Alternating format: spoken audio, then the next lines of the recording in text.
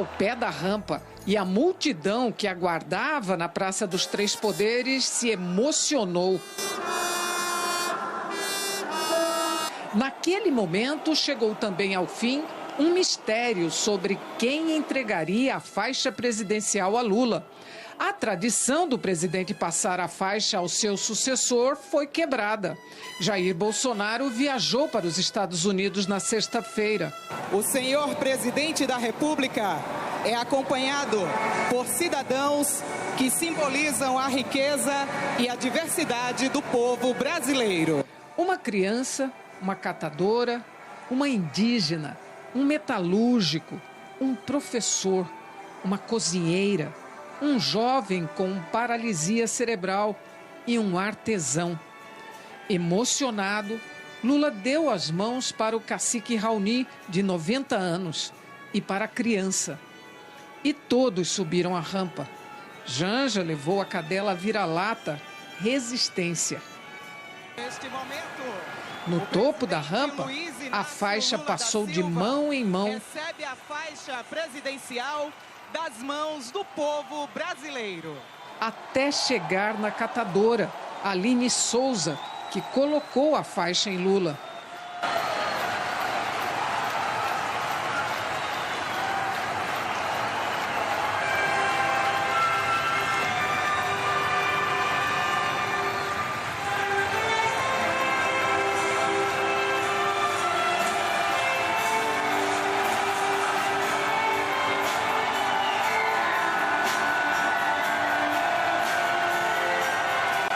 A Orquestra Sinfônica dos Músicos pela Democracia executa o hino nacional e foi acompanhada pela multidão que estendeu uma enorme bandeira do Brasil.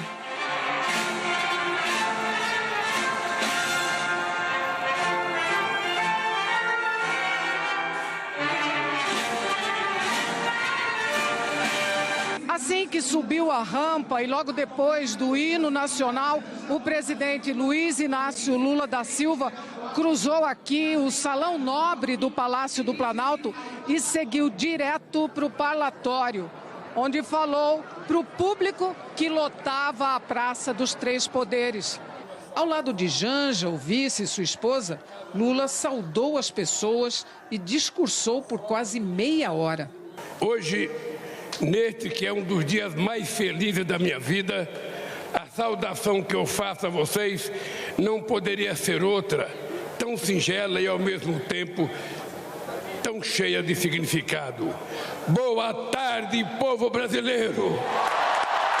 A vocês que vieram de todos os cantos deste país, de perto ou de muito longe, de avião, de ônibus, de carro ou na boleia de um caminhão, de moto, bicicleta e até mesmo a pé, numa verdadeira caravana da esperança para esta festa da democracia. Mas quero me dirigir também aos que optaram por outros candidatos. Vou governar para 215 milhões de brasileiros e brasileiras e não apenas para quem votou em mim. Vou governar para todos e todas, olhando para o nosso luminoso futuro em comum e não pelo retrovisor de um passado de divisão e intolerância. A ninguém interessa um país em permanente pé de guerra ou uma família vivendo em desarmonia. É hora de reatarmos os laços com amigos e familiares, rompidos pelo discurso de ódio e pela disseminação de tantas mentiras. Chega de ódio, fake news, armas e bombas. Nosso povo quer paz para trabalhar, estudar, cuidar da família e ser feliz. O discurso foi de união, um aceno e um apelo para os que não votaram nele e uma promessa de um governo para todos.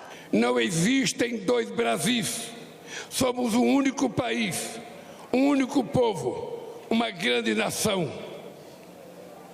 Somos todos brasileiros e brasileiras e compartilhamos uma mesma virtude. Nós não desistimos nunca. Ele ressaltou a desigualdade como um dos piores problemas do país. A desigualdade e a extrema pobreza voltaram a crescer. A fome está de volta, e não por força do destino, não por obra da natureza, nem por vontade divina. A volta da fome é um crime, o mais grave de todos, cometido contra o povo brasileiro. A fome é filha da desigualdade, que é a mãe dos grandes males que atrasam o desenvolvimento do Brasil. A desigualdade apequena este nosso país de dimensões continentais ao dividi-lo em partes que não se reconhece. De um lado, uma pequena parcela da população que tudo tem. Do outro lado, uma multidão a quem tudo falta e uma classe média que vem empobrecendo ano a ano pelas injustiças do governo. Juntos somos fortes. Divididos seremos sempre o país do futuro que nunca chega e que vive em dívida permanente com o seu povo. Se queremos construir hoje o nosso futuro, se queremos viver num país plenamente desenvolvido para todos e todas, não pode haver lugar para tanta desigualdade. Nesses últimos anos, o Brasil voltou a ser um país mais desigual, um dos países mais desiguais do mundo. Há muito tempo não víamos tamanho abandono e desalento nas ruas. Mães garimpando lixo em busca de alimento para os seus filhos. Famílias inteiras dormindo ao relento, enfrentando o frio, a chuva e o medo. Crianças vendendo bala ou pedindo esmola, quando deveriam estar na escola, vivendo plenamente a infância que tem direito. E se emocionou. Trabalhadores e trabalhadoras desempregados, exibindo nos semáforos cartazes de papelão com a frase que nos envergonha a todos: por favor, me ajuda.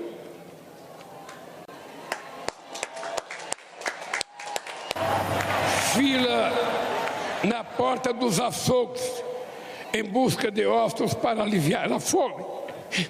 E ao mesmo tempo, filas de espera para a compra de automóveis importados e jatinhos particulares. Tamanho abismo social é um obstáculo à construção de uma sociedade verdadeiramente justa, democrática e de uma economia próspera e moderna. Por isso, eu e o meu companheiro vice-geraldo Alckmin assumimos hoje, diante de vocês e de todo o povo brasileiro, o compromisso de combater dia e noite todas as formas de desigualdade no nosso país. Ninguém será cidadão ou cidadã de segunda classe.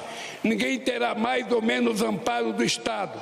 Ninguém será obrigado a enfrentar mais ou menos obstáculos apenas pela cor da sua pele. Reassumo o compromisso de cuidar de todos os brasileiros e brasileiras, sobretudo daqueles que mais necessitam, de acabar outra vez com a fome neste país, de tirar o pobre da fila do osso para colocá-lo novamente no orçamento da União.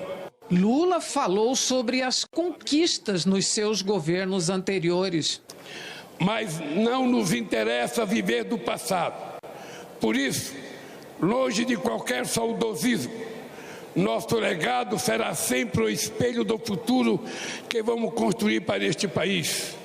Em nossos governos, o Brasil conciliou o crescimento econômico recorde com a maior inclusão social da história e se tornou a sexta maior economia do mundo, ao mesmo tempo em que 36 milhões de brasileiros e brasileiras saíram da extrema pobreza. Geramos mais de 20 milhões de empregos com carteira assinada e todos os direitos assegurados. Reajustamos o salário mínimo sempre acima da inflação. Batemos recorde de investimento em educação, da creche à universidade, para fazer do Brasil um exportador também de inteligência e conhecimento e não apenas um exportador de commodities e matéria-prima.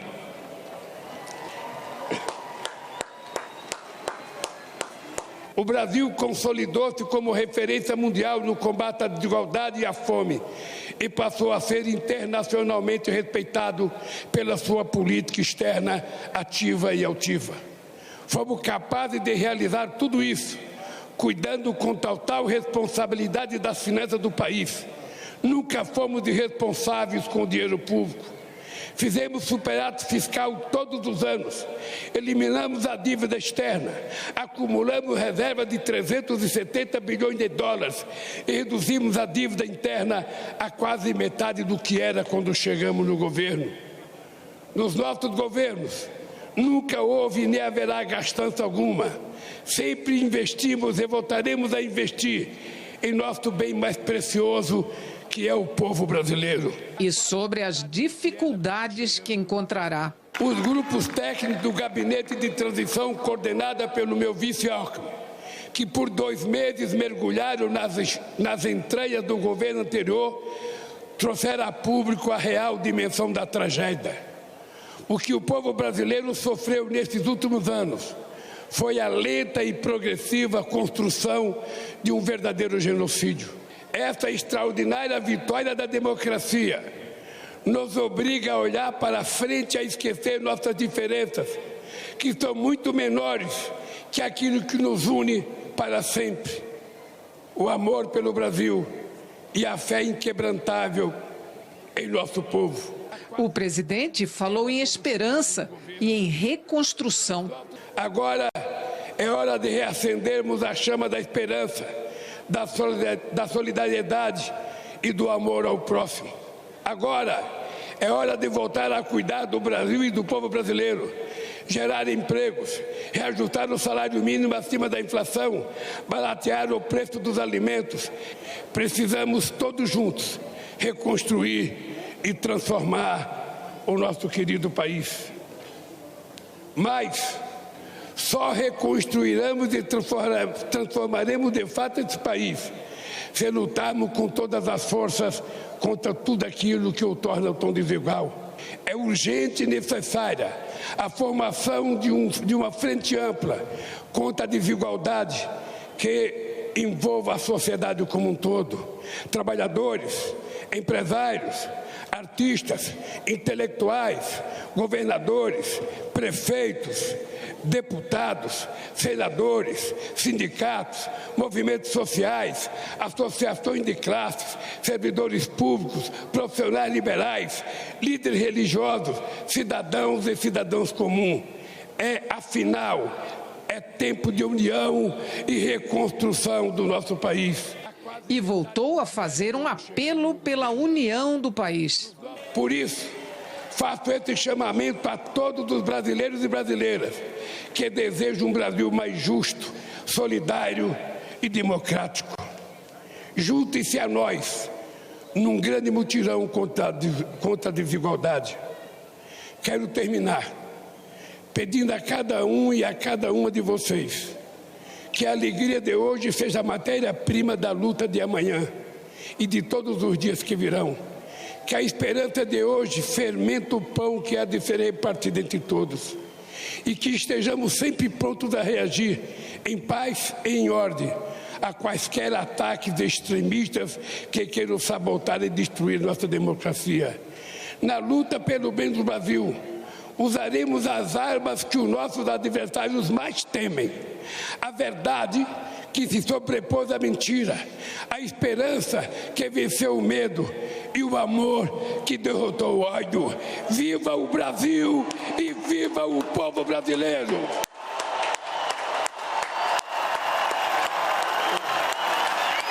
No fim, emoção no parlatório e na plateia. E as mãos do presidente unidas em forma de coração.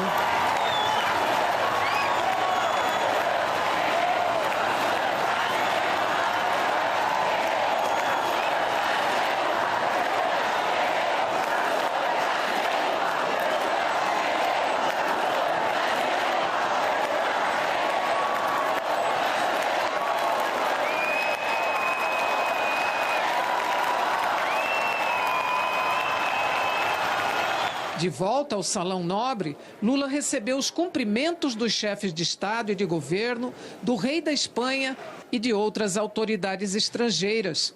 Faltava o novo presidente dar posse ao seu novo governo. Hoje, os 37 ministros já anunciados por ele assinaram os termos de posse. E depois posaram para a foto oficial. Essa é uma foto histórica.